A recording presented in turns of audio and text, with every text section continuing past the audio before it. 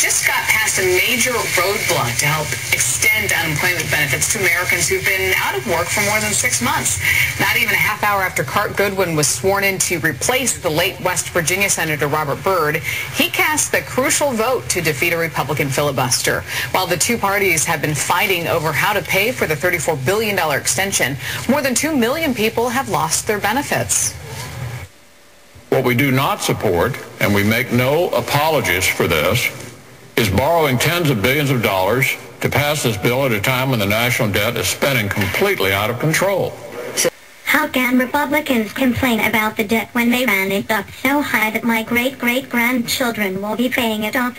The Republicans are saying you must pay for unemployment insurance, which diminishes its capacity to create jobs, but you must not pay for tax cuts for the wealthy.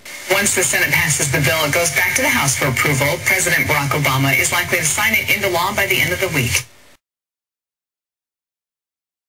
Today, the Senate will vote cloture on the legislation to extend unemployment insurance benefits. As a result, debate on the measure is limited to 30 hours. Now, we can finish this 30 hours after this passed, sometime 9 o'clock tomorrow night. If that gives these people over here some feeling that the 2.5 million people deserve this, then let them do it. I would hope we could come in the morning and get this thing done, and so this bill can go on to the House. The House has to pass it, and then to the President. Every hour that is delayed is more misery for 2.5 million people. The debate over whether it's paid for or not is over with. It's clear.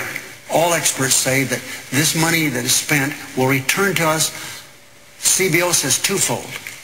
John McCain's chief economic advisor says it'll come back $1.61 for every dollar we spent. So if they think that they're getting even with who? 2.5 million people because it passed? So I hope we can reach an agreement, yield back some of the post-cloture time so we can complete action on this bill at a reasonable time tomorrow. Upon disposition of the unemployment insurance legislation, the Senate will resume consideration of the Small Business Jobs Bill, which is also a job-creating thing we'd like to get to. Now, I want everyone to understand the Republicans better be ready tomorrow to defend their position, because we're going to have people come during this 30 hours and show how ridiculous it is that we're having to wait for 30 hours. No amendments can be offered. Nothing can be done in that 30 hours except speeches. So I alert my friends, come and explain to the American people how this 30 hours has helped the American people.